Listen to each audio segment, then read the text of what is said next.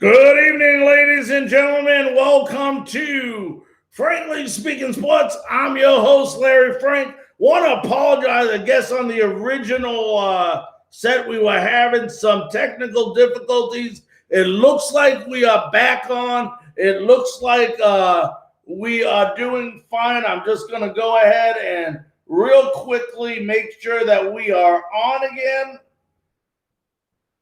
So if everybody can just wait a couple seconds here while I get my handy dandy, there we go. It looks like it's coming on now. Hopefully, if anybody can let me know if they can go ahead and hear me, I would surely appreciate it.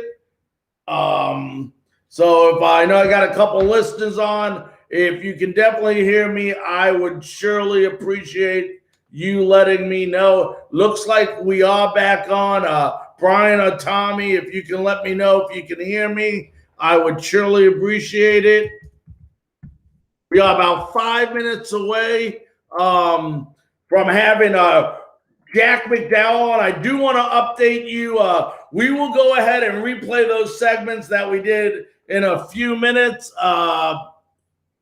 All right, so thank you so much, Brian, for letting me know that. See, I don't know these things unless I get great people like Brian and Tommy letting me know that. So thank you very much. We do want to, before we get Jack McDowell on, we're going to talk a little bit about it after the interview about Chris Godwin. We're going to talk a little about free agency. If you haven't heard, it just came down that Chris Godwin says, if the Tampa Bay Buccaneers do go ahead and franchise tag him, that he will play under the franchise tag. Chris Godwin has had an exceptional year, and we talked about this yesterday. I said we were going to talk about this after the interview, but I'm already on it. Chris Godwin is a great player.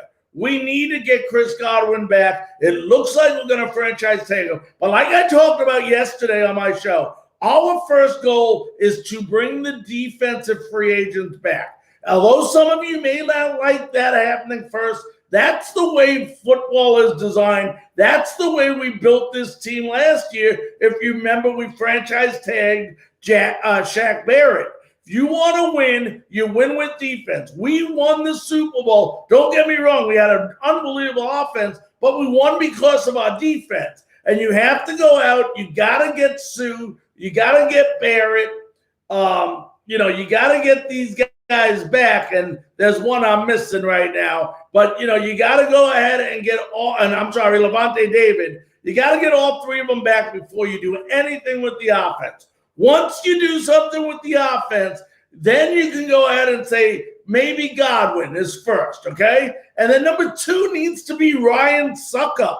Ryan Suckup needs to be your second person that you get back on special teams. He was the unsung hero last year, very underrated, and we need him back. As far as Antonio Brown goes and Leonard Fournette goes, those are guys, and Gronkowski goes, those are guys you would love to have back, but you don't need to have back to win. You got O.J. Howard coming back next year. You have, other people coming back. If you don't sign Godwin, then maybe Brown becomes a necessity for you. But right now, the first thing we need to do is get that defense back to where it was at the end of the year by re-signing these free agencies. And then once the free agency is done with the defense, go after the offense and get the players that you're capable of getting back to help you win.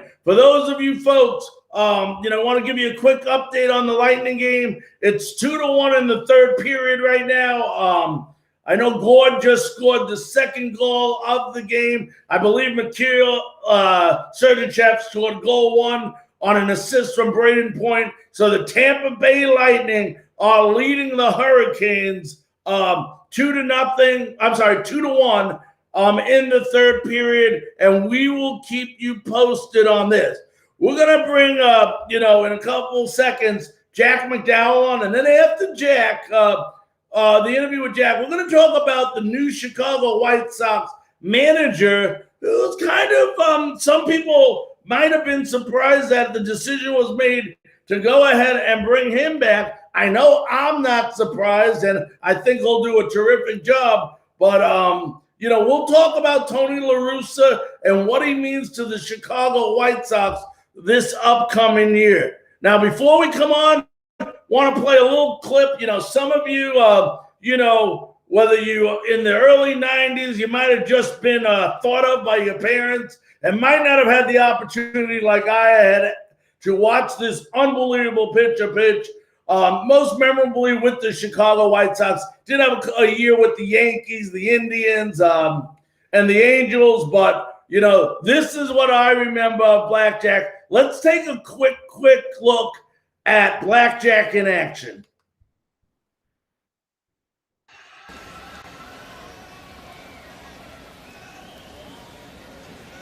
Struck him out. 2 strikeouts for Jack McDowell in the inning. Runner-up to Oakland's Dennis Eckersley in the American League Cy Young Award voting last year. Here's a chopper. Tough play for Ozzie. Bare hands throws. In time. 4 in a row that he's taken for a strike.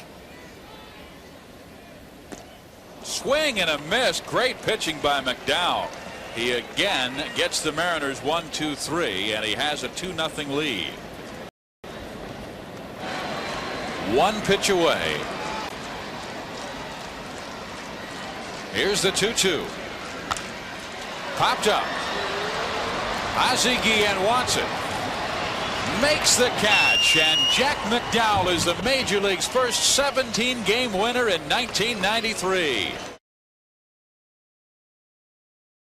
That was the year that Jack won the Cy Young Award that year. Let's go ahead, and without further ado, it is great honor and pleasure to bring in 3-time All-Star and Cy Young Award-winning pitcher Jack McDowell as we bring him up here. Jack, how you doing tonight, sir? Doing all right. What's going on? Not much, buddy. Happy to see you. Thank you so much for joining us on Frankly Speaking Sports this evening. All right. Good to be here. All right. Just want to make sure you could hear me and everything. Okay. Oh, yeah. Jack, I want to ask you a question. You had a chance out of high school to sign with the Boston Red Sox. I don't know if a lot of people know that. Obviously, you decided not to do that. You went on to go to college. I believe it was, if I remember correctly, at Stanford. What was it that, first of all, how difficult of a decision was it out of high school? You're excited. You have a chance to be drafted, go to, minor leagues or on a major league team. How tough was that decision not to sign with the Red Sox? Well, it's interesting because I was drafted in the 20th round, and the reason was because I had said that I was going to Stanford. And you can go back and look in that day and age that nobody signed even as a junior out of Stanford. I think like Steve Buechele was the first one that signed as a junior and didn't finish school. That's just the way Stanford was back then, that you didn't give up going to Stanford to go play pro ball, or you didn't give up your senior year to do that so guys wouldn't go. And so they drafted me in the 20th round thinking, let's just take a shot. Let's see. More than likely, if I wasn't going to Stanford, I would have been probably a lot higher. And so the money that was offered out of there at the time wasn't really worth it. It didn't barely even cover what, the scholarship to Stanford would cover for a year. And so, I was like, it's not really going to happen. I'm not going to do it. But then went through that summer, and as far as being dominant, that summer I was probably the most dominant I ever was on the USA team, the 18U USA team. We went up to the Junior Olympics up in Saskatchewan, and we won the silver medal. But I was 3-0 with 3 complete games, and I think I had 49 strikeouts in 27 innings up there. And just crushed it. So we got done with that, and I thought, okay, they're going to come back with a bigger offer. And had they come back and up their offer a little bit, I might have gone.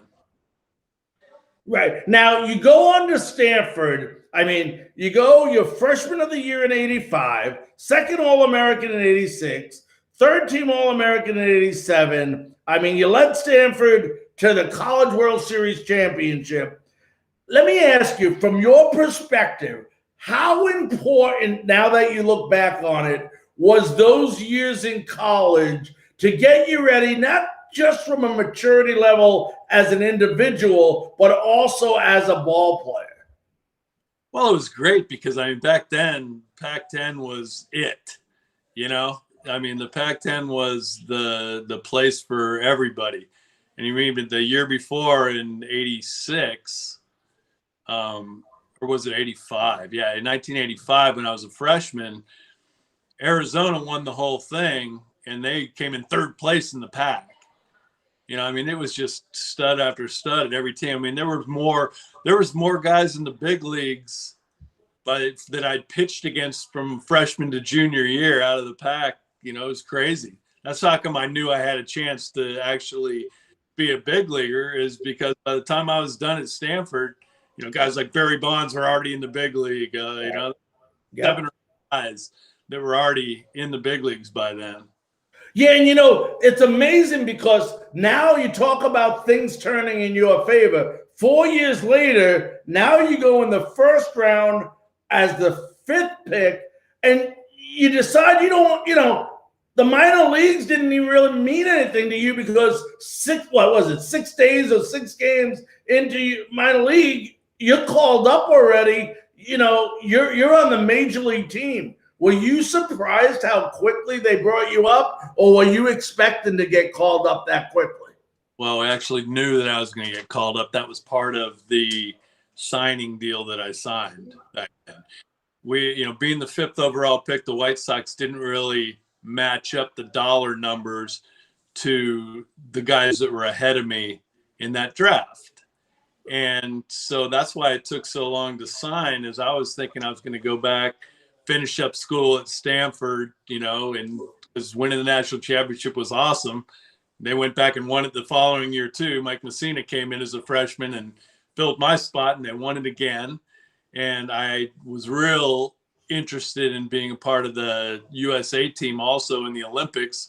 They ended up winning a gold medal. So that was what I was, you know, kind of balancing. Do I want to go back and do this, or do I want to sign with the White Sox, who aren't giving me as good of a deal as everybody else is around me in this draft? So what they said is, okay, we aren't going to give you the cash, but what we'll do is this: we'll call you up, and you can be up in September, and then you'll get paid 1/6 of, you know, what would minimum back then was like, what, $52,000 or something like that. And so I got probably 10,000 added to what they had offered me, which, I mean, 10,000 when you're talking about 80 to 100,000, that's a big jump, you know, from back in that day. So I took it, knew I was going to get called up in September. Figured I was just going to get called up just to hang out there and keep charts or something. But the week before I got called up, Richard Dawson got hurt. And so they ended up just sliding me in to take his September starts. Right. Now, a couple years later, after that first year, you go through some various injuries. And instead of keeping you on the major league roster, I think it was 89, don't quote me, but you go down to the minor leagues and you end up playing that entire year in AAA. Now, how disappointed were you at that time, Jack? You know, you had been in the major leagues. Now they brought you back down to the major leagues for the entire, to the minor leagues for the entire year. Yeah, it was a weird situation because in September, the end of August of my rookie year, I was backing up third base during a game, and the field was soaking wet. It had rained for a couple days, and so I slid and rolled my ankle. Okay, so you know, I pitched the rest of that inning with my ankle being pretty sore. Went in between innings, we taped the ankle up. So I didn't have any flexibility in it. And I ended up slightly pulling my groin at the end of that game. But then coming back the next game and going, yeah, I'll be able to get through this. And I ended up tearing it the next game. And that left me out. So the whole offseason, I didn't get to do a lot of preparation for the coming year. And so basically, I go in there at 89, and I wasn't ready for spring training yet. You know, they didn't have MRIs back then. They was like, okay, go home and we'll see you in a few months and see what happens. I don't even know exactly what happened to my groin, but I wasn't able to be 100% when spring training started. Well, that happened to be the year that Jeff Torborg took over for Jim Fregosi. Yep. So he'd seen me before. So all he saw was me trying to get in shape and get healthy again through spring training. And he was the one who actually pushed for me not to be on that team. And actually the following year and all that, I've had many apologies from him of that mistake that he felt like he made by not letting me be up and get better up there. So the whole thing happened and then when I went down to AAA, they were trying to change my mechanics, and that messed up my throwing. I ended up having to go home, take some time off, and go back and look at my high school and college videos to see how I used to throw and what used to happen. And I just got back to that and everything was fine. But that was a terrible overall year.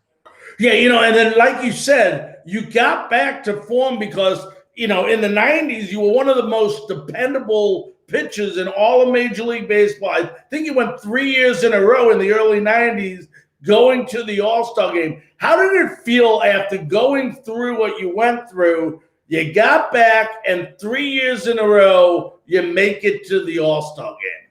Yeah, it was cool. I mean, it's the All-Star game is kind of like when you first get called up. Because you first get called up to the big leagues and you walk into a clubhouse and you look around and you're going, yeah, I've got his baseball card. I've got his baseball card. This is crazy. What am I doing here? You're wondering when you're looking at guys, that are towards the end of their career and it's the beginning of your career. But then let's triple that up. You go to your first All-Star game and you look around and you're going, okay, this is just full of Hall of Fame dudes. This is crazy. It's a really cool experience. And the one thing about the baseball All-Star game versus these other sports is it really was about winning and winning the game. And you can't just go half speed in baseball. If you look at NBA does it, they always score 140 points because they are hard of defense and they aren't going as hard as they can. Same as the NFL. They don't go as hard in the all-pro game as they do in regular games. But in baseball, you can't really do that. I mean, it's pitcher versus hitter and everyone else just trying to do their deal. And so you don't want to be the guy that, just gets crushed out there. So you're fighting and going hard at those All-Star games.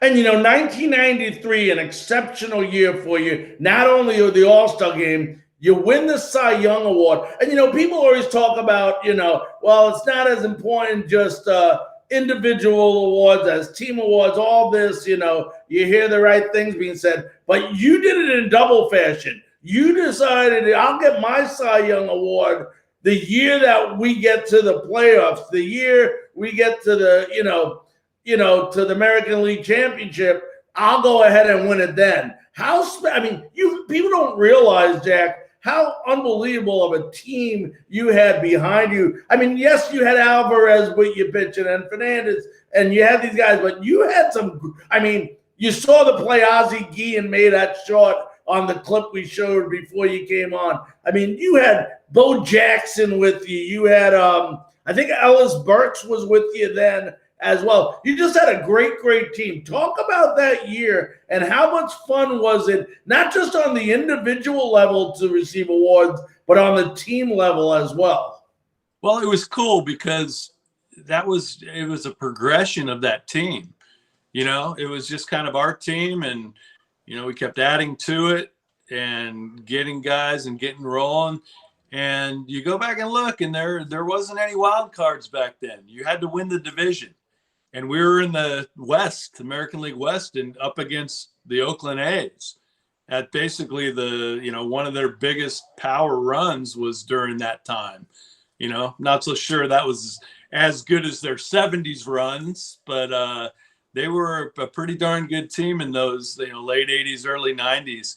And so we, had won 90 something games a couple times and couldn't get to the playoffs. And we had to beat them. And that was finally the one year that we could do it, as we finally overcame that and got to get to the playoffs. Yeah. Let me ask you this, because you had a first-hand view of it. How good of an athlete was Bo Jackson? Oh, I mean, he was ridiculously great. I mean, it was crazy. And you're talking about when we got to see him in person with the White Sox, he'd had his hip replacement. Right. But before that, I mean, the crazy thing about him is, as big and strong as he was, one like early of his first season of him, he hit a ground ball back to the pitcher, and it was like a bang, bang play at first. And I remember that, like, oh my God, how fast is that guy? Hit like a one hopper back to the pitcher, and the pitcher turns and throws right away. And it's like, boom, boom. I'm like, oh my God, that guy just flies. He's just crazy good athlete. Yeah. I mean, I got to watch him play football live. Never got to watch him play baseball live, except, on TV, obviously. But yeah, everyone that has gone, has passed his path has said he's just an unbelievable athlete. Now, how surprised, Jack, were you when you got traded to the Yankees?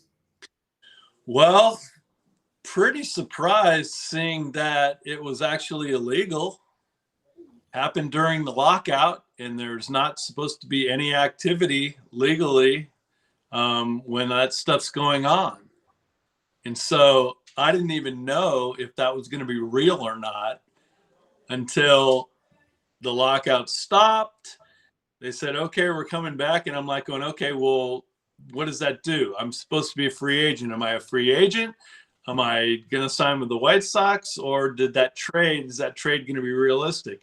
And I knew I couldn't fight it, because, as mad as all the fans were at the players and owners for all the stuff that went on, I wasn't going to just try to fight individually for myself right there. I'm like, I'm still going to get to play for somebody. So I just let it happen. And, went to the Yankees, and it ended up being a pretty cool, fun year. And you went, I mean, people don't realize you won 15 games that year with the Yankees. You started 30 games, had under a 4.0 ERA in the American League.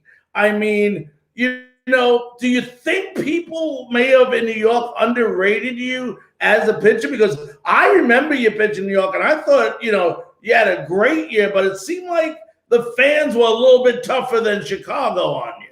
Well, the problem was this, is when we started out the season, Jimmy Key was our number one pitcher, and I was the number two going into it.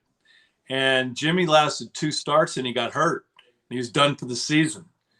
And Buck Showalter called me in to his office, and he goes, Blackjack, listen, I know you're not a selfish player. I know you're a team dude, and you'll just throw, as much as we want you to throw. So you're going to need to be an innings eater this year.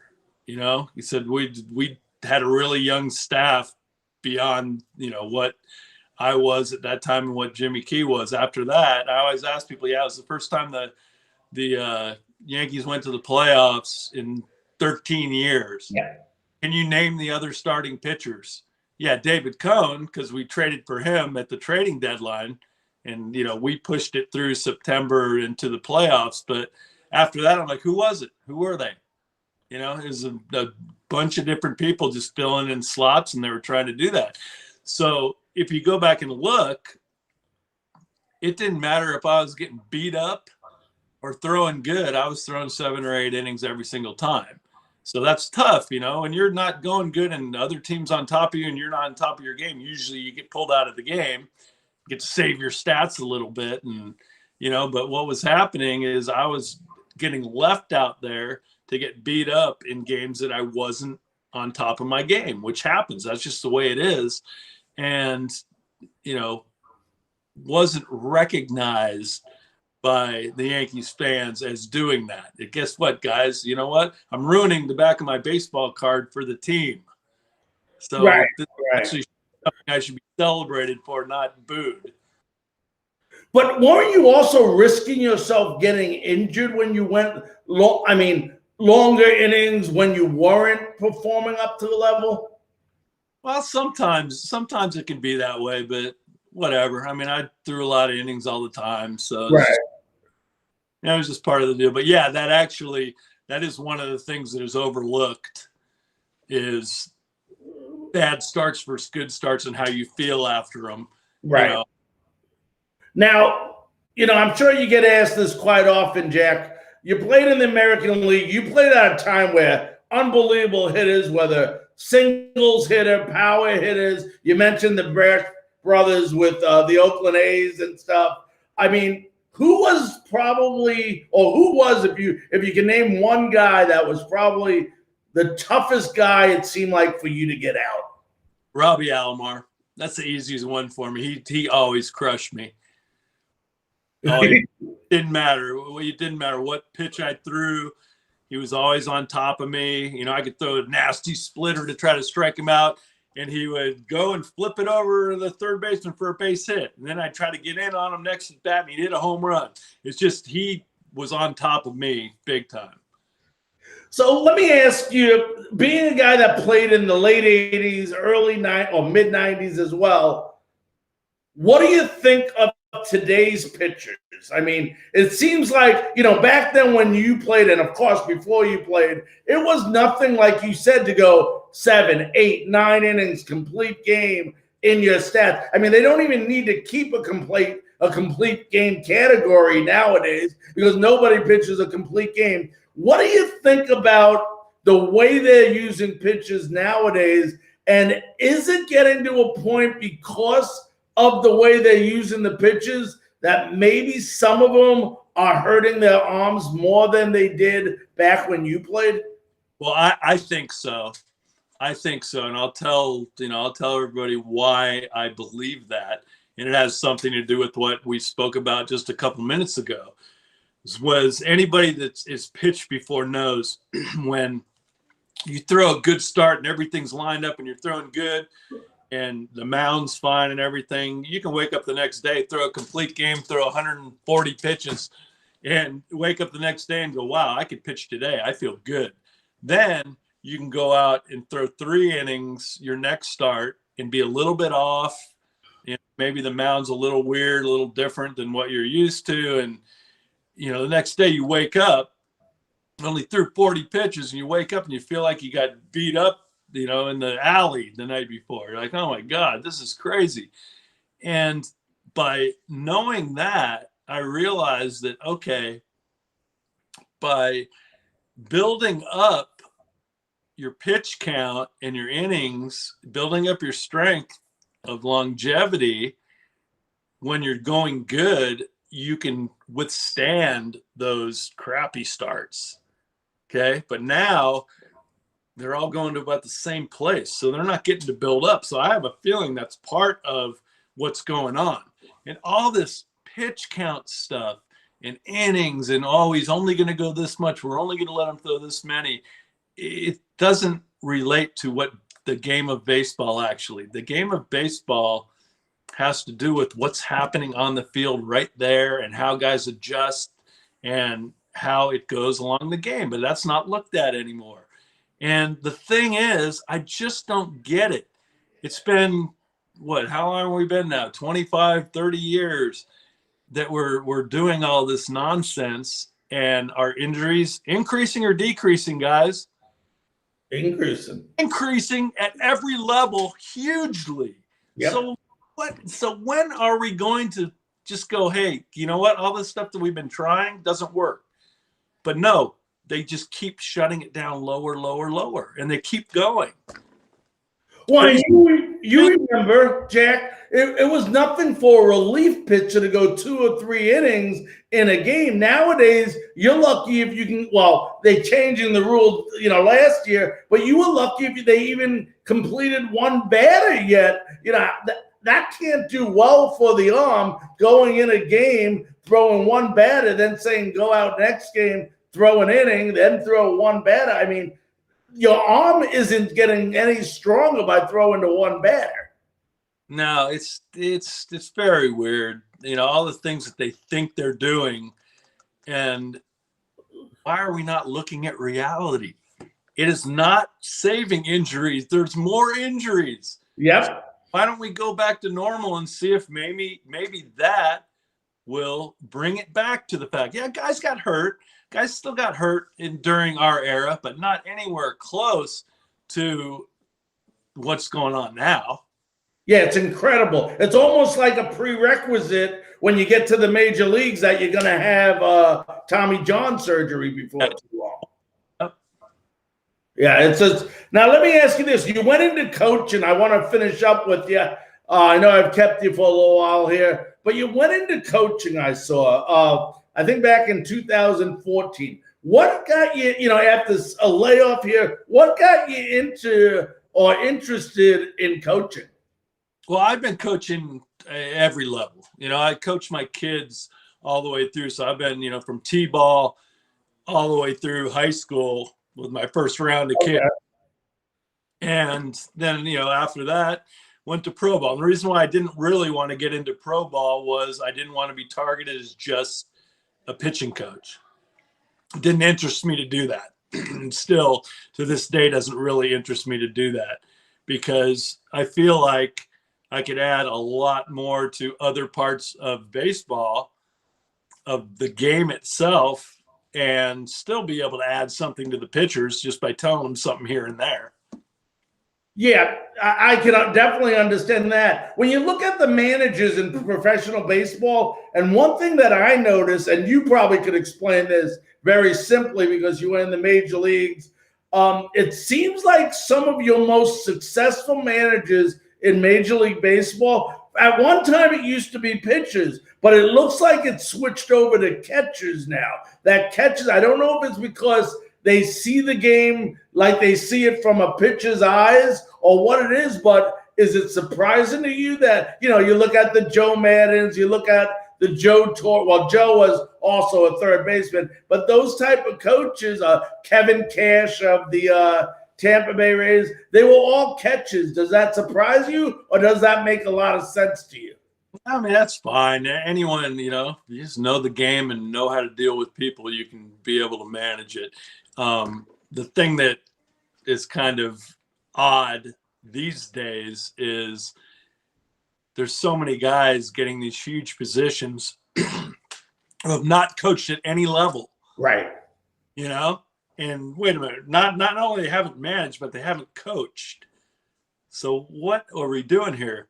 If you think about that, I think what you're seeing is, let's just hire a bunch of yes men. They're going to do what the guys upstairs are telling them to do, make all the moves that we're going to dictate pre-game, which I don't think I could deal with that. Yeah, why even be on the field if they're the ones making the decision? You have to take all the heat for it. Right, exactly. Well, listen, my friend, I want to thank you so very, very much for allowing me the time to speak with you on Frankly Speaking Sports. It's been a pleasure, and, thanks again for coming on. All right, no problem. Take care. All right, Jack, be safe, my friend. That was Jack McDowell, former Cy Young Award winner and 3-time All-Star. For those of you that have joined us late, what a great interview with Jack. Just a great interview. And we've been talking about some different things. We started the show a little bit later today because we were having technical difficulties. Don't worry, if you're watching on tape, you obviously haven't had to deal with that. So that's the good news there. We're going to go ahead and go over some of the things we went through earlier in the show, and the couple of things we talked about the Rays. We're not going to hit on the Rays right now because I went over it, and I know we did not have necessarily the time to talk about it. But the one thing I want to do, make sure I get in, is a lot of people right now are talking about, Tony La Russa. Tony La Russa,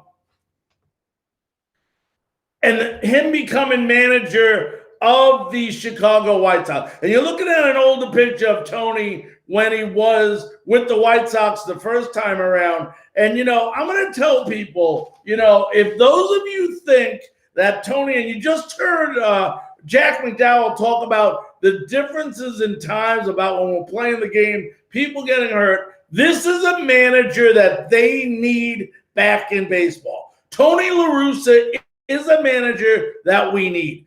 There's so many times, too often, that we are not playing baseball the way it should be played. And people will say, well, Larry, there's no wrong way to play baseball. That's bull crap. There is a wrong way to play baseball, and the way it's being played now is the wrong way. Now, whether you like the shift or don't like the shift, that's just a minor issue when it comes to Major League Baseball today. The game has been ruined due to us not playing the game and using analytics too much. I was reading a story today, and Jack just brought it up a couple of minutes ago, about how a certain manager didn't want to manage a team because they were not the ones making the decisions. It might have been about Tony La Russa at one time when he was with St. Louis.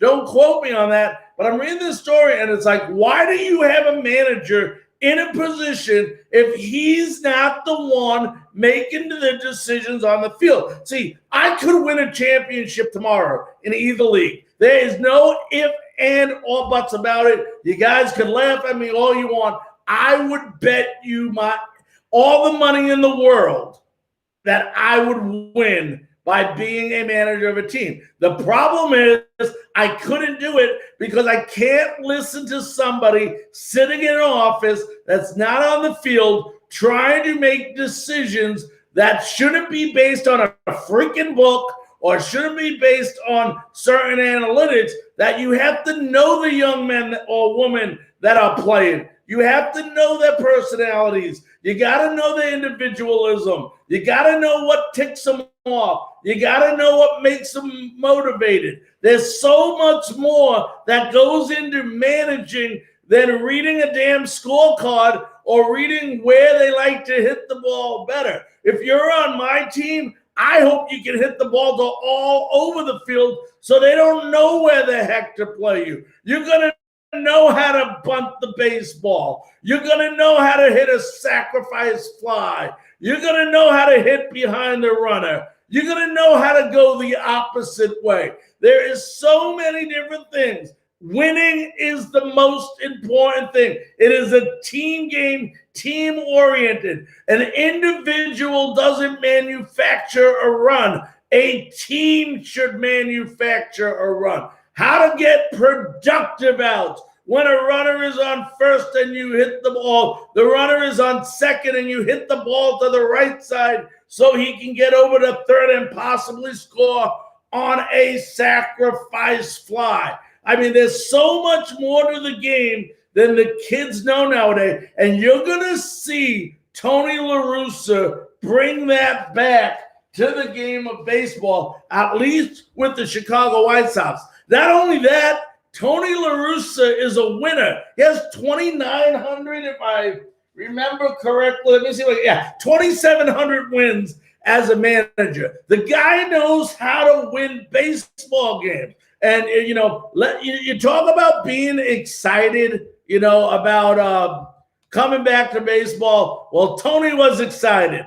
Let's listen to what he had to say.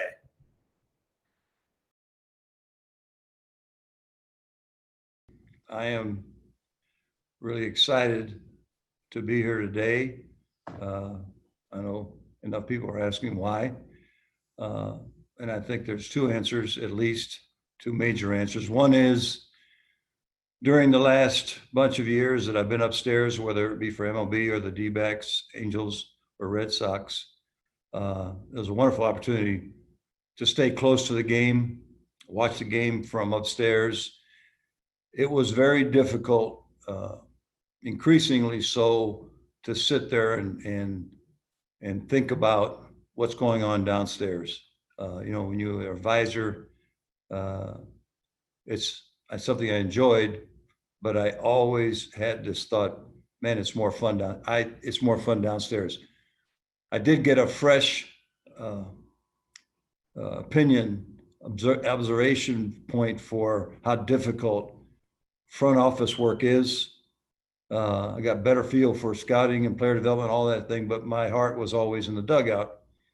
And to that, when the first inquiry was made about the White Sox, I perked up, because being frustrated being upstairs, but more particularly, I think all managers would understand this. I think everybody would understand this, how rare it is to get an opportunity to manage a team that's this talented and this close to winning. Most of the time your chances are the opposite. So the combination of looking forward to getting back down there and checking myself, to have the energy and all that stuff, and the White Sox making the call with a chance to win sooner rather than later. I'm excited that they made that choice, and looking forward to what's ahead. That was Tony La Russa. And, when you look at Tony, and, first of all, he mentioned there, you heard him say, what a great, great team he has. He has an unbelievable team that he can influence. Now, I did say it's a young team. Those guys are going to have to man up and wear their big boy panties and be able to take criticism. Tony's not this type of guy that is just going to let something go by and be gone. He is going to let you know it, and he's an in-your-face, smart aleck type guy. That's why he's a great manager. He doesn't pull no punches. He tells you exactly how it is. And as a ball player, I love that. It's not whether he can adapt to the players. It's going to be whether players can adapt to him. They're going to see things that they might not have seen in baseball. And it's got to be eating away at Tony, what he's been seeing upstairs when he wasn't on the field, because the game has changed so much. The game is deteriorating rather than gaining strength. And the only way it's going to gain strength is to bring people like Tony, to bring people like Dusty Baker back in the game and go ahead and get baseball back to the respectability it once was. I'll tell you right now, he's going to call the shots. That was decided. There is no way in heck that Tony La Russa came back to the Chicago White Sox letting a general manager upstairs tell him what to do. Now, Tony may not be in charge necessarily of what players are here or not there, but when a decision comes on whether to play a guy or not to play a guy, whether to pinch hit for a guy, whether to, switch a pitcher, throw a pitcher more innings, throw a pitcher less innings, those are going to be decisions made by Tony La Russa. I would have found it very difficult to believe that Tony would even consider a job if they were going to make the decisions, because there's no reason to use his knowledge and his ability to manage if you're not going to let him utilize it when he's on the field. Players can't be sensitive. We're in a time and age where every little thing that is said is magnified so much, and they use social media, they use the Twitters, the Facebook, the Instagrams, the Twitch, whatever all those darn social media platforms are. They use them, the players, to their advantage. That's not going to work with Tony. You either play the game, you play the game hard, and you play the game right, or we get somebody else in here that will do that. Tony's not going to take this crap of you crying every little time you don't get your way. It's not going to work with Tony La Russa. And, these young guys who are very talented on this Chicago team, especially this kid Anderson, are going to love this guy. They're going to love this guy's knowledge. They're going to love this guy's stories when he can put actual examples into certain situations to teach people what he has already learned as a manager is,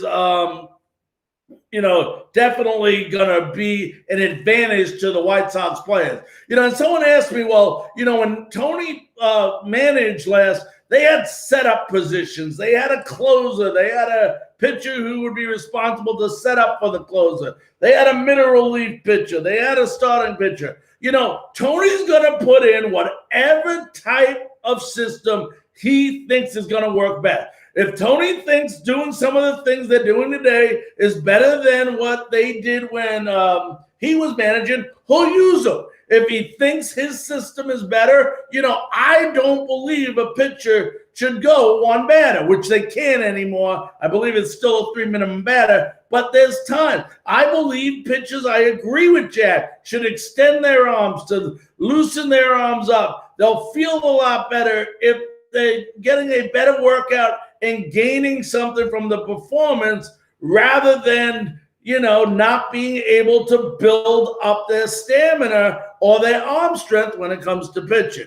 But as far as that goes, I think don't be surprised if the Chicago White Sox, who already had a good team before Tony took over, really, really rise to the cream of the crop this year in the American League. I mean, you look at some of these teams, I think the Rays, who Major League Baseball will never give enough credit, these projectors or, bookies or bettors, whatever you call them. But, I really think, Chicago White Sox will be in the playoffs this year. I also believe the Tampa Bay Rays will win the American League East. And we're going to talk about that another night and another time on this show. I want to go ahead, folks, and